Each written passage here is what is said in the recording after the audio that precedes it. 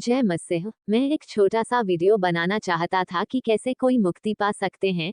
और पहली बात जो आप जानना चाहते हैं वो ये है कि परमेश्वर आपसे प्रेम करता है और वह चाहता है कि आपको मुक्ति मिले, चाहे आपने कितना भी पाप किया हो। परमेश्वर आपसे प्रेम करता है और क्या आप चाहते हैं कि वह आपका उद्धार करे। तो ये छोटा सा वीडियो इस बारे में है कि आपको कैसे मुक्ति मिलता है। अतः इस जीवन काल में कोई भी व्यक्ति जो सबसे महत्वपूर्ण निर्णय ले सकता है वो ये है कि वो अपना अनंत काल कहाँ बिताएगा। क्या उन्हें अनंत जीवन मिलेगा या अनंत मृत्यु। तो समस्या यह है कि हम परमेश्वर के साथ रहने के लिए स्वर्ग जाना चाहते हैं, लेकिन एक पापी पवित्र परमेश्वर के सामने कैसे खड़ा हो सकता है। खैर, ये समस्या है, लेकिन परमेश्वर ने इसका समाधान तो ढूंढ आइए लिया है। समस्या पर पुनः नजर डालें। तो समस्या यह है कि एक पापी पवित्र परमेश्वर के सामने कैसे खड़ा हो सकता है, और इसका समाधान विश्वास के द्वारा मसीह की अध्यारोपित धार्मिकता को प्राप्त करना है। तो फिर कोई व्यक्ति इस अध्यारोपित धार्मिकता को कैसे प्राप्त कर सकता है।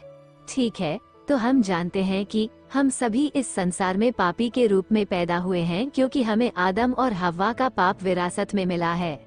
तो अब हम चाहते हैं कि किसी तरह हमें अनंत जीवन मिले, यही लक्ष्य है। ठीक है, तो मैं ही छोटे से शहर बेथलेहम, कितना प्यारा। हम स्थिर चित्र देखते हैं, हम तुम्हें बोलते हुए देखते हैं। मुझे वो छोटा सा गीत, वो छोटा सा क्रिसमस कैरोल बहुत पसंद है। तो समाधान यही था कि सही समय पर, जो कि सही समय था, दानियेल की समय रेखा के अनुसार, समय की परिपूर्णता में, परमेश्वर ने अपने लोगों को उनके पापों से बचाने के लिए व्यवस्था के अधीन एक स्त्री से जन्मे अपने पुत्र को भेजा। और प्रभु यीशु मसीह का जन्म चरनी में हुआ था और वो परमेश्वर का पुत्र था। तो फिर हम कैसे जानते हैं कि वो परमेश्वर का पुत्र था। क्योंकि लगभग 9 महीने पहले स्वर्गदूत ने मरियम से कहा था कि वो परमेश्वर का पुत्र होगा। स्वर्गदूत ने उसको उत्तर दिया कि पवित्र आत्मा तुम पर आएगा और परम प्रधान की सामर्थ तुम पर छाया करेगी, इसलिए वह पवित्र जो तुमसे उत्पन्न होगा परमेश्वर का पुत्र कहलाएगा। लूका 1:35। अतः यहाँ परमेश्वर का पुत्र था, जो कुंवारी से पैदा हुआ ताकि उसे हम सब की तरह पाप का स्वभाव न मिले। तो उनका जन्म लगभग 2024 वर्ष पहले हुआ था। हाँ, ये 2024 है। तो 2024 साल पहले उनका जन्म हुआ था और जल्द ही ये 2025 हो जाएगा। तब ये 24-25 साल पहले की बात होगी। देखिए कितना आसान है वह। हम अपने समय की गणना अपने प्रभु के वर्ष के अनुसार भी करते हैं, इसलिए वो बड़ा हुआ और उसने एक परिपूर्ण जीवन जिया, और फिर वो हमारे पापों के लिए क्रूस पर मर गया, और उसने अपना खून बहाया, और उसने क्रूस पर हमारी जगह ली और हमारा विकल्प बना, और फिर उसे एक कब्र में रखा गया और दफना दिया गया। लेकिन 3 दिन बाद वह मृतकों में से जी उठे, और बाइबल में कहा गया है, मैं तुम्हें सुसमाचार सुनाता हूँ। सुसमाचार का अर्थ है शुभ समाचार, जिसके द्वारा तुम भी बच जाते हो। कि पवित्र शास्त्र के अनुसार मसीह हमारे पापों के लिए मरा और गाड़ा गया, और पवित्र शास्त्र के अनुसार तीसरे दिन जी भी उठा।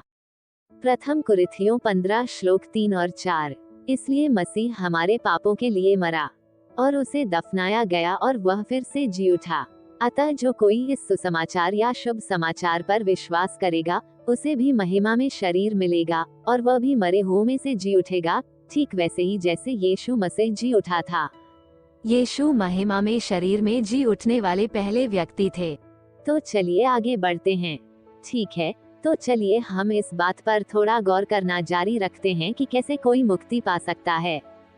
इसलिए हमें विश्वास के द्वारा औचित्य प्राप्त करने की आवश्यकता है, और मुझे मुक्ति मिलने से पहले मैं अपने पापों में मरा हुआ था, और मेरे नरक में जाने और अनंत दंड पाने की संभावना बहुत अधिक थी। और मैंने उन चीजों पर भरोसा किया जो एक छोटे मकड़ी के जाल की तरह थी, जो मुझे बचाने में सक्षम नहीं थी। लेकिन एक दिन मुझे विश्वास हो गया कि मसीह ने क्रूस पर क्या किया था, और यह सुसमाचार था कि मसीह हमारे पापों के लिए मरा, दफनाया गया और फिर से जी उठा। इसलिए मैंने उस सुसमाचार और अपने पापों पर भरोसा किया। उद्धार पाने से पहले मैं आदम में जो था, उसे क्रूस पर चढ़ा दिया गया। उसने मेरे पापों को ले लिया और उसकी धार्मिकता मुझे सौंप दी गई।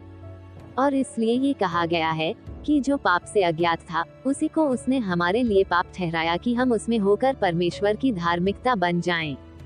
सो उसने मेरा पाप ले लिया और मैंने उसकी धार्मिकता प्राप्त की। और जब ऐसा हुआ तो मेरी पहचान ऐसे लोगों के समूह में हुई जिन्होंने भी ऐसा किया था, और उन लोगों के समूह को मसीह का शरीर कहा गया।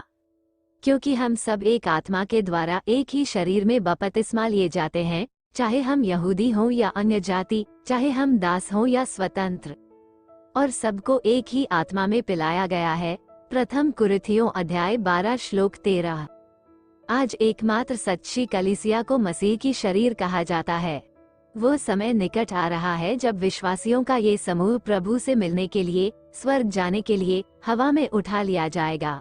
इसे परमानंद या राप्चर कहा जाता है, इसलिए अब इसमें ज्यादा समय नहीं लगेगा। इसलिए मैं ये छोटा सा वीडियो साझा कर रहा हूँ ताकि आप शुद्ध सुसमाचार पर भरोसा कर सकें। पहला कुरिन्थियों 15:3 और 4। और जान लो कि मसीह हमारे पापों के लिए पवित्र शास्त्र के अनुसार मरा और गाड़ा गया, और पवित्र शास्त्र के अनुसार तीसरे दिन जी भी उठा।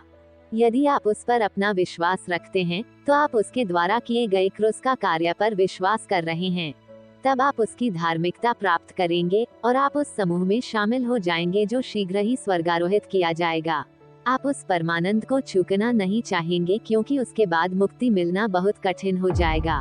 इसलिए मैं ये छोटा सा वीडियो आप सभी के साथ साझा करना चाहता था, क्योंकि परमेश्वर आपसे प्रेम करता है और वह चाहता है कि हम सभी बचाए जाएं और सत्य के ज्ञान तक पहुँचें। सबको यीशु मसीह में आने की शुभकामनाएं। परमेश्वर आप सबका भला करे।